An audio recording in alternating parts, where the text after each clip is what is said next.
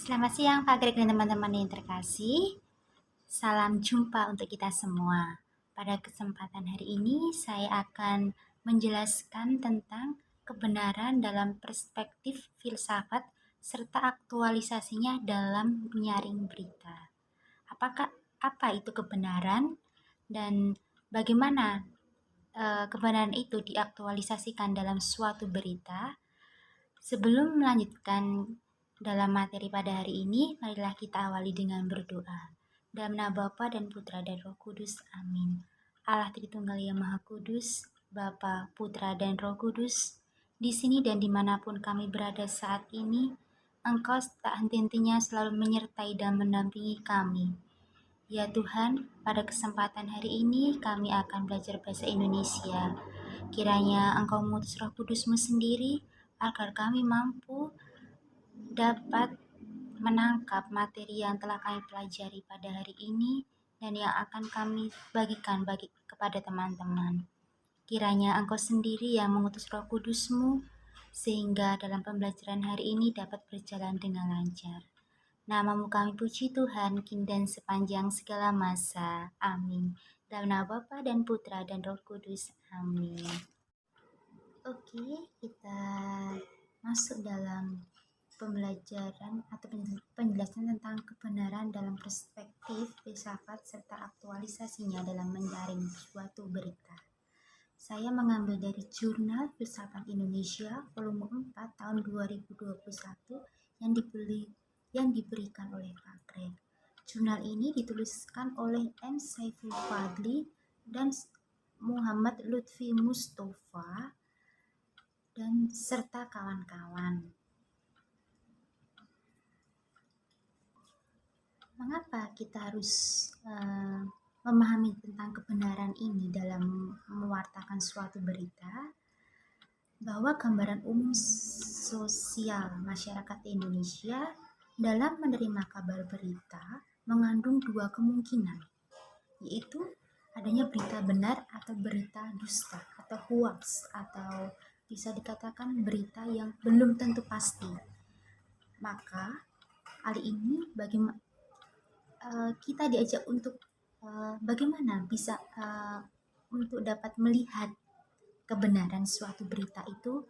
Dari mana kita dapat melihatnya? Mari kita lanjutkan. Oke, kebenaran dalam perspektif filsafat. Kita harus mengetahui dulu untuk kebenaran dalam makna dari kebenaran perspektif filsafat itu seperti apa. Kebenaran dalam filsafat tidak pernah mewujud dalam wacana tunggal. Kebenaran selalu terwujud dalam bentuk bergantung pada perspektif yang digunakan. Kebenaran dalam perspektif rasionalisme tentu akan berbeda dengan kebenaran dalam perspektif penganut empirisme. Silang pendapat antara rasionalis dan empiris dalam melihat kebenaran bermuara pada pertanyaan dasar tentang sumber pengetahuan manusia. Dalam diri manusia, dia antara akal atau panca indera yang merupakan sumber utama pengetahuan manusia. Selain cakupan dan validitas pengetahuan, pertanyaan mendasar tentang sumber pengetahuan di satu topik dalam salah satu cabang filsafat, yaitu epistemologi. Epistemologi adalah ilmu pengetahuan yang mempelajari dan mencoba menentukan kodrat dan skop pengetahuan. Pada awalnya, pembahasan epistemologi lebih berfokus pada sumber pengetahuan dan teori kebenaran pengetahuan itu sendiri. Pembahasan yang pertama berkaitan dengan suatu pertanyaan, apakah pengetahuan itu bersumber pada pikiran manusia saja? Apakah ada dengan pemikiran hal yang lain? Maka di sini dijelaskan bahwa sumber dari pengetahuan itu berasal dari akal pikiran semata, pengalaman indera, kritik, atau intuisi. Sementara itu pembahasan yang kedua berfokus pada pertanyaan, apakah kebenaran pengetahuan itu dapat digambarkan dengan pola korespondensi, koherensi, atau praktis pragmatis. Selanjutnya, pembahasan dalam epistemologi mengalami perkembangan, yaitu pembahasannya terfokus sumber pengetahuan. Lalu menurut Bahrudin Salam dan yang dikutip oleh Amsal Bahtiar, pengetahuan dibagi menjadi 4. Yang pertama pengetahuan biasa, yang kedua pengetahuan ilmu, yang ketiga pengetahuan filsafat, dan yang keempat pengetahuan agama. Maka untuk mengetahui suatu kebenaran dalam pembelajaran, syarat utama yang harus dipenuhi adalah jaminan bahwa pengetahuan yang kita peroleh harus berasal dari sumber yang benar. Jadi kita harus menentukan bahwa pengetahuan itu dapat kita katakan benar bila kita dapat menemukan sumber itu dapat dipercaya atau dapat dipertanggungjawabkan. Maka untuk dapat memahami lanjut mengenai tentang kebenaran itu, di sini ada beberapa teori yang dapat menjelaskan tentang kebenaran. Yang pertama, teori korespondensi. Teori kebenaran korespondensi disebut dengan accordance theory of truth. Adalah teori yang berpandangan bahwa pernyataan-pernyataan adalah benar jika berkorespondensi terhadap fakta atau pernyataan yang ada di dalam atau objek yang tertuju pernyataan tersebut. Kebenaran adalah suatu keadaan dikatakan benar jika kesesuaian antara arti yang dimaksud oleh suatu pendapat dengan fakta. Dan pelopor dari teori korespondensi ini adalah Plato, Aristoteles, More, dan Ramsey. Teori ini banyak dikembangkan oleh Bertrand Russell, dan kesimpulan dari teori korespondensi adalah adanya dua realitas yang berada di hadapan manusia, pernyataan dan kenyataan. Menurut teori ini, kebenaran adalah kesesuaian antara pernyataan tentang suatu hal dengan kenyataan itu sendiri. Misalkan, contohnya, Surabaya adalah ibu kota Jawa Timur. Atau Gubernur Jawa Tengah bernama Bapak Ganjar Pranowo. Di situ pernyataan dan kenyataan bisa dilihat dengan sesuai bahwa itu benar-benar terjadi dan bisa dipertanggungjawabkan kebenaran itu. Lalu yang kedua, teori koherensi.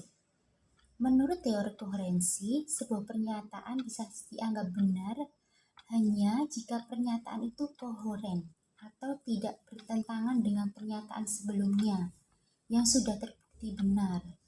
Untuk dianggap benar, teori ini mensyaratkan adanya konsistensi atau tidak adanya pertentangan atau kontradiksi antara suatu pernyataan dengan aksioma.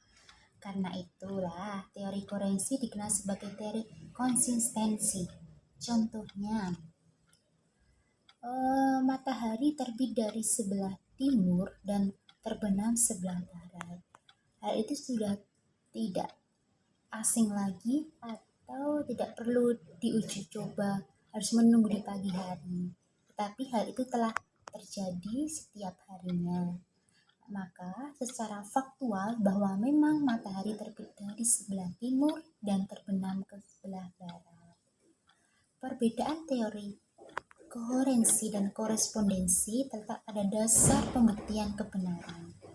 Pada teori korespondensi, dasar kebenarannya pada adanya tidaknya hubungan antara pernyataan dengan fakta yang ada.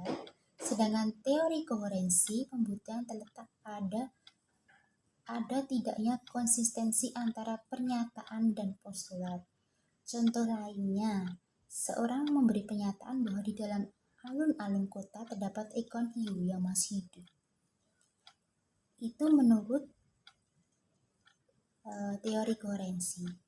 Tetapi korespondensi, Tapi kalau menurut fakta tentang teori koherensi, kebenaran itu ikan hiu tidak ada di kolam alun-alun tersebut, karena di alun-alun tersebut Kolamnya adalah air tawar sehingga tidak terdapat ikan hiu yang ada di kolam tersebut.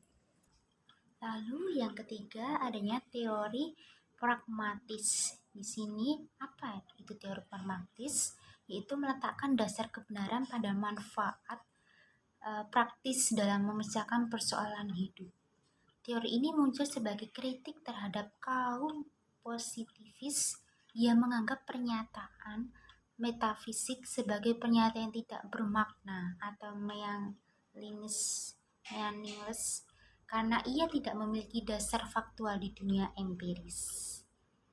Terkait dengan teori kebenaran, Charles Peirce, salah satu tokoh pragmatisme, menjelaskan bahwa kriteria berlaku dan memusatkan sebagai dasar kebenaran sebagai sudut pandang. Kebenaran menurut saya belum tentu benar menurut orang lain. Lalu, karena memuaskan saya, belum tentu juga memuaskan untuk orang lain. Kondisi ini pada akhirnya akan membuat teori pragmatisme rentan terjebak dalam realitisme. Inilah salah satu dari berbagai kritik yang diarahkan pada teori pragmatisme. Lanjut dengan teori performa. Teori performa ini berasal dari John Langslow Austin tahun 1911 sampai dengan 1960 yang dianut oleh filsuf lain seperti Frank Ramsey dan Peter Stuyvesant. Filsuf-filsuf ini baru menentang teori klasik bahwa benar dan salah adalah ungkapan yang hanya menyatakan suatu deskriptif. Proposisi yang benar berarti proposisi itu menyatakan suatu yang ingin memang dianggap benar. Demikian sebaliknya. Namun justru inilah yang ingin ditolak oleh para filsuf ini. Teori konsensus. Teori ini pada awalnya digagas oleh Thomas Kuhn, seorang ahli sejarah ilmu pengetahuan. Berdasarkan konsepsi Kuhn, di sebuah teori ilmiah dianggap benar sejauh mendapat dukungan atau mendapat kesepakatan dalam masyarakat ilmiah terhadap kebenaran teori tersebut. Inilah yang disebut teori kebenaran konsensus. Teori ini selanjutnya dikembangkan juga oleh Jürgen Habermas melalui konsep pemikirannya tentang komunikasi nasional. Senada dengan Kuhn, menurut Habermas, kebenaran sebuah pernyataan ditentukan oleh ada tidaknya kesepakatan di antara partisipasi atau partisipan rasional komunikatif dalam sebuah diskursus. Yang keenam, agama sebagai teori kebenaran.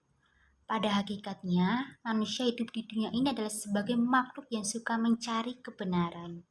Salah satu cara untuk menemukan suatu kebenaran dengan adanya agama.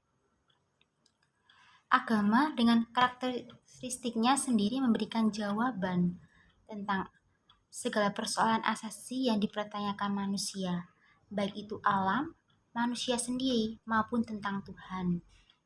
Dalam mendapatkan kebenaran, menurut teori agama adalah wahyu yang bersumber dari Allah sendiri.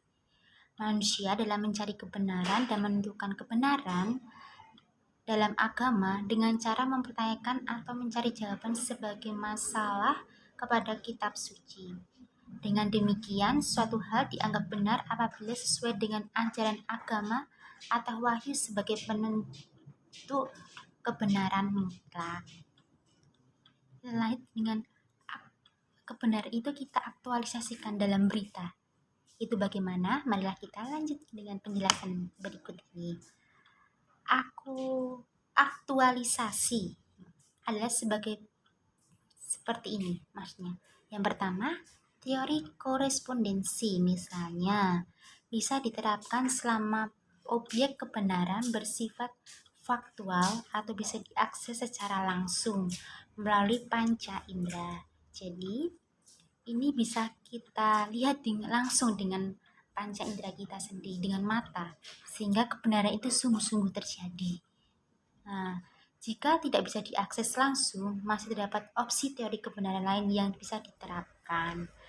Dalam konteks dunia maya, pembuktian kebenaran dilakukan melalui gambar atau video. Namun, hal itu juga dapat dikatakan sebuah hoax. Bagaimana hanya dengan melihat karena pada saat-saat ini bisa dikatakan hoax karena gambar atau video juga bisa direkayasa, sehingga kebenaran itu pun masih bisa ditutupi. Maka bagaimana cara melihat apakah itu gambar atau video yang sesungguhnya atau tidak? Kita dapat membuktikan dengan pakar telematika yang dapat melihat langsung apakah itu gambar atau video yang diedit. Maka, dalam pembuktian validasi data faktual tersebut, ketika mendapat dua atau lebih pernyataan atau pertentangan, maka penerapan teori koherensi sangat diperlukan. Jadi, jika setelah dilakukan dengan mendatangkan orang pakar telematika, ternyata masih ada pertentangan di antaranya di situ, kita menggunakan metode kedua, yaitu metode koherensi. Metode koherensi. Nah, mengapa bisa diperlukan? Karena pernyataan ini dianggap benar, tentu saja adalah pernyataan yang konsisten dengan berita yang lain yang sudah terbukti sebelumnya sebagai berita yang benar. Lalu, teori konsensus bisa diterapkan untuk menyaring situs atau portal berita yang tidak mencukupi syarat bagi terbentuknya komunikasi rasional. Situs atau portal berita semacam ini biasanya dicirikan dengan adanya klaim kebenaran dalam reportase beritanya dan tidak menyajikan fakta yang berimbang. Sedangkan teori agama melarang sikap bebas berekspresi yang digunakan untuk mengumbar kebencian dan permusuhan. Agama memberikan pembatasan atau pengendalian hukum dan moral terhadap kebebasan tersebut. Berdasarkan penjelasan di atas, dapat disimpulkan bahwa epistemologi merupakan cabang dari ilmu filsafat. Ia mempelajari batas-batas pengetahuan dan asal-usul pengetahuan serta di kriteria kebenaran. Pembahasan dalam epistemologi lebih fokus pada jenis pengetahuan. Lalu,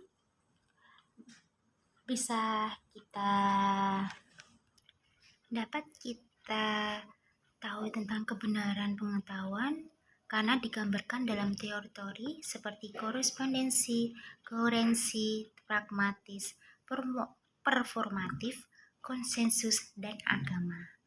Konstruksi pemikiran epistemologi, khususnya teori-teori kebenaran yang terdapat dalam makalah ini, tentu tidak dapat mengekspor kerangka pemikiran epistemologi secara keseluruhan. Terakhir, teori kebenaran dapat digunakan masyarakat luas secara dalam penerimaan berita agar masyarakat dapat berperilaku bijak, tidak termakan oleh berita yang hoax.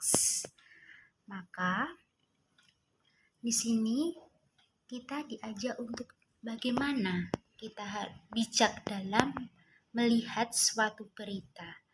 Tidak kita makan secara mentah-mentah berita itu, tetapi harus kita lihat dulu apakah berita ini sungguh-sungguh telah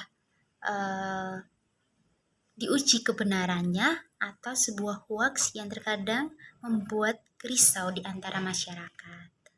Itu yang dapat saya jelaskan tentang teori kebenaran, dan saya terima kasih telah melihat video singkat saya, dan marilah kita akhiri perjumpaan hari ini dengan doa. Dalam nama Bapa dan Putra dan Roh Kudus, amin. Allah Bapa yang Maha Kasih, puji dan syukur kami haturkan kembali kepadamu atas kebaikan dan kemurahan-Mu dalam menyertai pembelajaran kami pada hari ini. Semoga materi yang telah kami terima, yang telah kami sampaikan, sungguh menjadi bekal kami dalam kehidupan kami sehari-hari. Nama kami puji Tuhan kini dan sepanjang segala masa. Santo Fransiskus Assisi, doakanlah kami. Amin. Dalam nama Bapa dan Putra dan Roh Kudus. Amin. Terima kasih sudah menonton video saya.